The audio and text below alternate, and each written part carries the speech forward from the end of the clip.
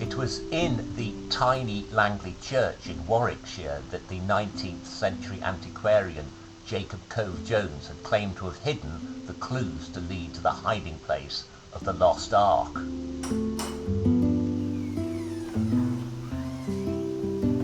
Evidently what he had done is to commission a stained glass window to be made and installed in the church, and it was in this window that apparently he had left the clues. The problem was that the window didn't depict the Ark of the Covenant, it depicted the three wise men visiting the baby Jesus. Now this apparently, according to tradition, had happened on the 12th night of Christmas, Epiphany night, and it was called the Epiphany window. Eventually I reasoned that if this really did hold clues, then presumably it must have something to do with the three wise men story. Now apparently, according to the Bible, they discovered the baby Jesus after following a star, a mysterious star that appeared in the heavens. The star was depicted in the window, but there was something strange about it. It appeared to be two stars, one superimposed on top of another. Now, two stars are associated with the Ark of the Covenant. According to the Bible, on top of the Ark were carved two golden angels. Now, these angels, according to Jewish tradition, are represented by two stars in the sky, and those stars are in the constellation of the Great Bear, known in America as the Big Dipper and in England as the Plough. In particular, they are the two tail stars, Benetesh and Mitzar. The three wise men had followed a star in order to find the baby Jesus. Was this what I was to do? Follow a star, or in this case, two stars? What made me confident I was onto something is that in the border right next to the stars were the letters B and M, Benetesh and Mitzar. If I was right, then the next question was, where was I to observe the stars from? In the window, right between the B and the M, was a firebird, the phoenix rising from the flames. Now this same image of the phoenix was depicted on one of the wise men's gifts in this oddly shaped vessel. Upon it were written the Latin words for come and adore, which ties up with the wise men's story, but the vessel itself was this weird shape. I mean, it looked like a tower, a castellated tower with a conical shaped roof. Remarkably, just such a structure stood nearby on top of the Burton Dasset Hills. In fact, it was erected by the Knights Templar, the very people who are said to have hidden the Ark. I was left with no doubt that this is where the clues were leading when I discovered the name of the tower.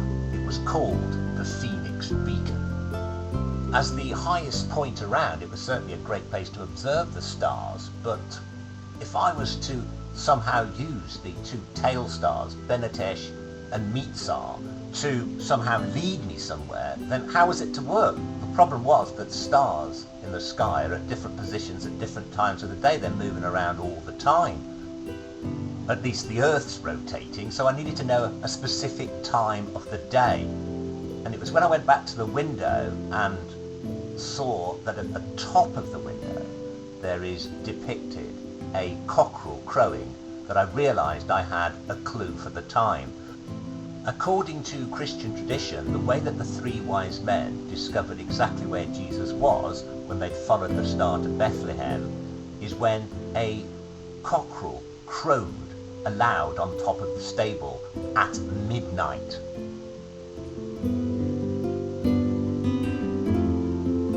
If I was right, I was to go to the Phoenix Beacon at midnight to observe the stars. The problem was, throughout the year, the stars move as the Earth orbits the Sun. I also needed, therefore, a day as well as a time. There could surely be only one day, and that was revealed in the window itself. It was called the Epiphany window, and Epiphany is the 12th night of Christmas. What I should do, where I should be, and when had been revealed by the window. When the day finally arrived, I was joined at the Phoenix Beacon my two friends had been helping me, Graham and Jody. When it got dark, we could clearly see the constellation in the skies to the northeast, and as the evening went by, the constellation moved and twisted around, so eventually the two tail stars were facing downwards. It now became obvious why two stars were involved. They were pointing together in a line downwards towards the horizon. We took a bearing, and by the light of day we were able to see exactly where the stars had been pointing, to a hill on the horizon.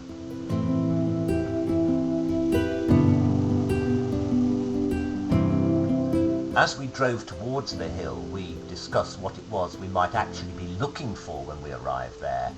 And in the window, we were sure we were given the final clue. Below the two stars was some sort of red brick structure with a prominent arch. Some 15 miles to the east of the Phoenix beacon, we arrived at the place that the two stars had been pointing down to on the horizon, and we found ourselves entering a tiny little village by the name of Chapel Green. The village was so named, we discovered, because a chapel, a medieval chapel, had once stood there. The chapel still survived as a ruin in the 19th century, but all that remained now was an old holy well. In fact, even that had been replaced by a Victorian drinking fountain. And it was this that convinced us we were in the right place, because it was a red brick arch, and that's exactly what we were looking for. And it had been there in Jacob Cove-Jones's day. In his time, we discovered, the remains of the chapel had still stood beside the well, but in the 1950s these had been removed to make way for the road. So had the ark been dug up? We discovered from a local farmer that the stones that with the remains of the old chapel, when they were taken away in the 1950s, they were used to dam a stream in a nearby wood.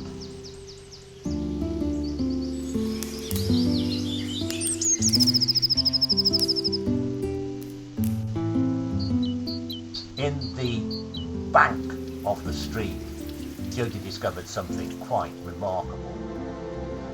A stone tablet about 1 foot square, about 2 inches thick, and carved with a mysterious inscription. Forensic examination showed the stone to be around 3,500 years old, and the sandstone from which it was made came from the Sinai wilderness in southern Israel, which is exactly the place that the Ark of the Covenant was said to have been made, to contain the 10 Commandment tablets. Could this be one of them? The search for the Ark continues.